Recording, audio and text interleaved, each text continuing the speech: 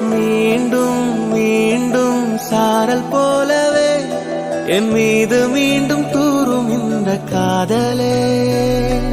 தோன்றும் நேரம் புது உலகமாகவே நம்மை எங்கென்றாலும் கூட்டி செல்லும் காதலே.